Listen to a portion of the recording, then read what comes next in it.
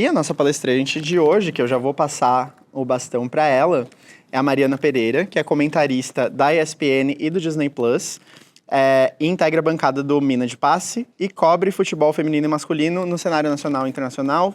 Acho que é um tema super importante para a gente trazer hoje, eu estou muito animado para ouvi-la e eu vou passar o bastão para você então, Mari. Preciso dizer para vocês que foi bem desafiador, tá?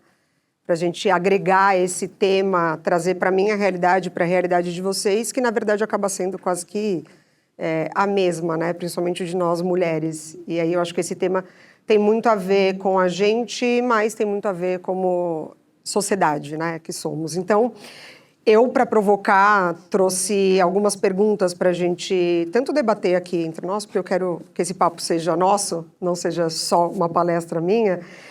E eu começo com a primeira pergunta para vocês. Quem aqui acredita que o melhor sempre vence? Sempre, o melhor. Difícil, né? Pois é, no futebol nem sempre isso acontece. Futebol é a minha área, isso nem sempre acontece. É uma pergunta meio injusta, né? Porque se a gente traz para o campo, nem sempre o melhor vence. No mercado de trabalho, muito menos. E acho que para nós, mulheres, acaba ficando um pouquinho pior, talvez nem faça tanto sentido assim essa pergunta, porque durante muito tempo a gente nem pôde entrar em campo. Quando a gente chegou, as regras já estavam prontas, né? A gente olhou de fora e falou, nossa, como que eu me adapto a isso? A gente cresceu acreditando que competição era só uma questão de justiça. Mas aí quando a gente olhava um pouquinho para trás, quem teve o direito de competir? Quem saiu à frente? Quem largou um pouquinho mais atrás? Não bastava só esforço, mérito, tudo aquilo que falavam pra gente, né? Se você se esforçar, você chega lá. No fim das contas, a gente volta para a pergunta de quem teve autorização para competir. Essa é a conversa que eu quero propor hoje com vocês. Para a gente pensar se de fato nós fomos autorizadas a competir, nós fomos convidadas a competir ou a gente só precisou aceitar que isso era uma competição. Eu aprendi assim, justamente na minha área, na minha profissão. Eu já vou falar sobre isso com vocês, porque é um tema bem interessante. Eu descobri, entrando no jornalismo esportivo e no futebol, que eu não precisava, ou eu não estava lá apenas para competir por uma vitória, ou que eu poderia perder. Eu estava ali para competir por espaço, para competir pela minha voz, até pela minha existência, né? Pelo direito de existir. E isso acontece muito com nós. E aí o Caio tocou no assunto da Copa do Mundo, que a gente acabou de passar, e eu acredito que vocês acompanharam, né? Foi um evento, a Copa do Mundo todo mundo para assistir, porque é divertido, assim como Olimpíadas. E a Copa do Mundo, ela trouxe um ensinamento bem legal pra gente, assim, dentro de um mundo bem globalizado que a gente vive hoje. Nessa Copa, a gente olhou e aprendeu que não necessariamente o mais rico vence. Que não necessariamente o que tem a maior folha salarial vai vencer. A gente viu seleções com poder muito pequeno de investimento eliminar favoritas. A gente viu jogadores que a gente sequer sabia que existia virarem protagonistas. Mas por que será que isso aconteceu? Porque eles tiveram oportunidade, eles tiveram investimento, eles tiveram acesso à ciência. Então, quando a gente fala desses temas um pouco mais elaborados como o futebol, não é só o acesso ao campo, é o acesso às condições que faz você se tornar a melhor do mundo. Essa figura da Marta, ela não está aqui por um acaso. Todo mundo conhece a Marta. 6 vezes a melhor jogadora do mundo. Inclusive, até esta última Copa masculina, ela era a maior artilheira de todas as Copas, tá? Incluindo feminina e masculina. Aí o Mbappé e Messi já ultrapassaram ela.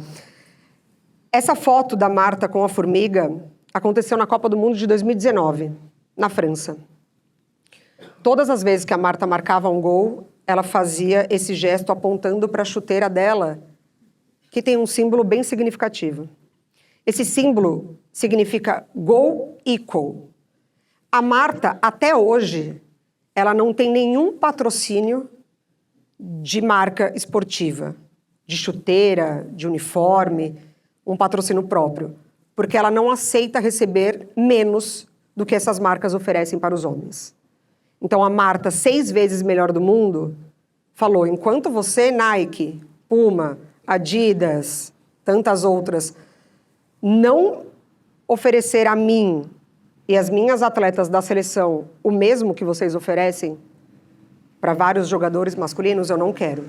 E até hoje ela segue sem patrocínio. Inclusive, quando a Marta ela participa de campanhas para divulgar a seleção brasileira feminina, ela traz o cabelo para frente para esconder o logo da Nike, que patrocina a seleção brasileira como um todo. Então isso aqui viralizou o mundo, ela acabou criando uma marca própria da Go Equal. Então vocês encontram os materiais esportivos da Go Equal com esse símbolo da Marta. E isso me volta naquela imagem, Isa. Eu não sei quantos de vocês aqui sabiam que o futebol e o esporte aqui no Brasil para mulheres foi proibido por décadas. Vocês sabiam que a gente não podia praticar esporte? Por 4 décadas, as mulheres foram proibidas por lei de praticar esporte. E eu não estou falando que isso aqui aconteceu em 1800. Não, esse decreto caiu em 1979. 1979, o Brasil já era tricampeão mundial com a seleção masculina. Os homens, eles já eram referência no futebol, eles já criavam seus ídolos, eles já educavam a sociedade a gostar de futebol masculino. Enquanto isso, a gente era proibida de praticar esporte. A Lei Decreto número 3199, ela tinha como justificativa que o esporte e o futebol, ele não era compatível com a natureza da mulher. Então, durante a ditadura, eles entenderam que praticar esporte iria prejudicar a saúde da mulher, acabar com a feminilidade e, o principal ponto deles, ia interferir no que para eles era o papel principal da mulher na sociedade, que é o de ser mãe. Então as mulheres eram proibidas, esse decreto acaba em 1979, em 1983, o Brasil passa a regularizar o futebol feminino, então as mulheres já poderiam ali, os clubes, enfim, a criar essa modalidade dentro dos seus clubes. E a primeira Copa do Mundo feminina, ela acontece em 1991. As Copas, os Mundiais, acontecem a cada 4 anos. Desde 91, o Brasil está presente em todas as edições com as mulheres. Na Copa do Mundo de 1999, ou seja, 2 edições depois, elas ainda não tinham uniformes próprios. Elas precisavam usar o que sobrava do masculino. Por isso que muitas fotos que a gente vê de jogadoras daquela época, tudo com camiseta grande, shorts grande, elas precisavam parecer o mais masculino possível para serem aceitas. Mesmo sem um investimento, mesmo sem sair do mesmo ponto de largada, em 2007 a gente conquistou um vice-campeonato mundial. O Brasil ainda não é campeão do mundo feminino. E hoje a gente ainda se questiona, né? Por que essa modalidade não dá investimento? Por que ninguém investe? Por que não dá lucro? Por que ninguém assiste? Porque sequer ele pôde existir, né? Durante 4 décadas. Quando a gente compara o poder de oportunidade, quando a gente abre esse leque para outros lugares do mundo, porque essa proibição também aconteceu aqui na América do Sul, não só no Brasil, aconteceu na Argentina, aconteceu no Uruguai, aconteceu em vários lugares que passaram por ditaduras. Só que os Estados Unidos, eles assumiram esse papel de protagonismo com as mulheres. Mas precisou vir delas um direito muito importante que elas conseguiram implementar por lá. O futebol de mulheres nos Estados Unidos, com a seleção feminina, conquistou 4 Copas do Mundo. Elas são as maiores campeãs desse Mundial.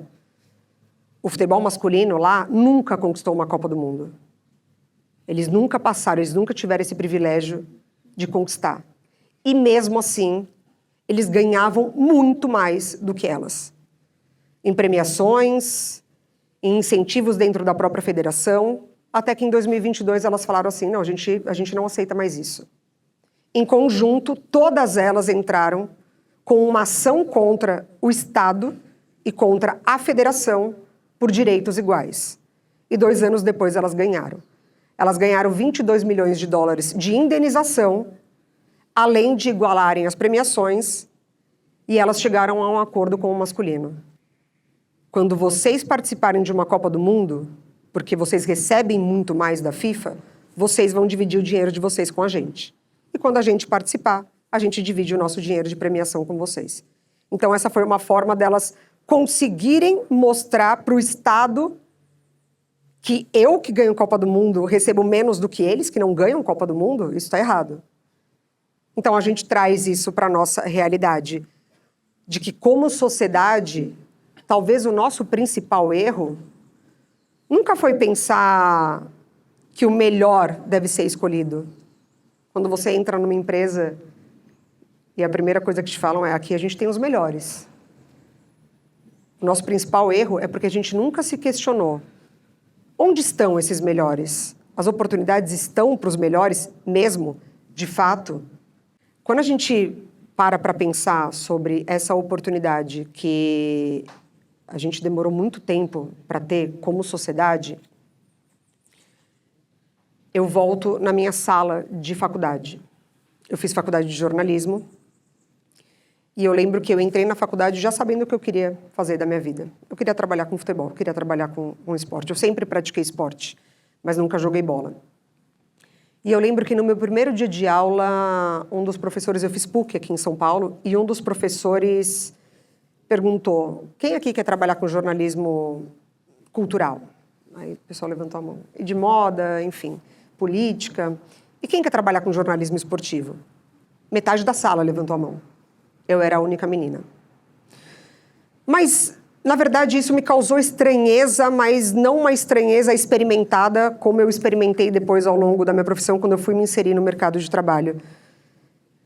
Eu acho que isso já aconteceu com vocês também, mulheres.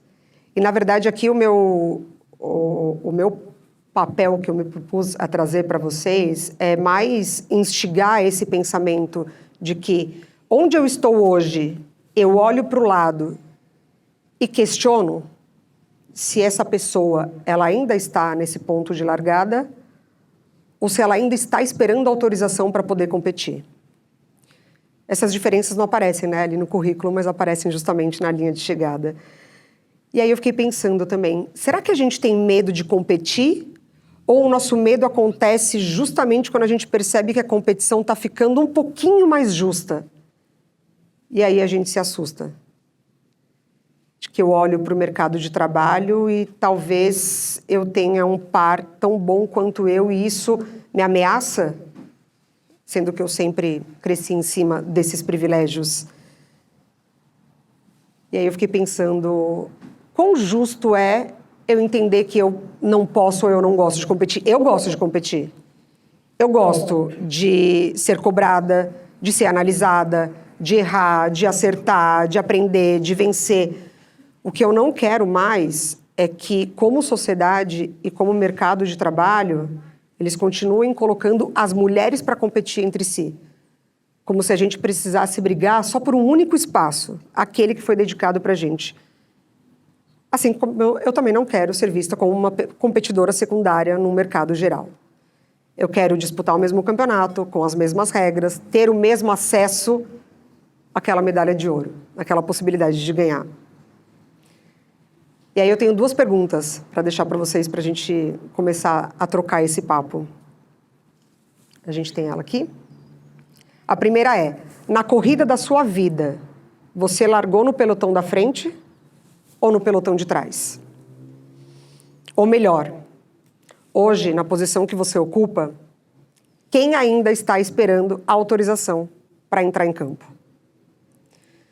Porque, na verdade, quando a gente fala sobre meritocracia, se a gente não tem um ponto de largada justo, igual, é só um jeito bonitinho de falar sobre privilégios. Obrigada, gente.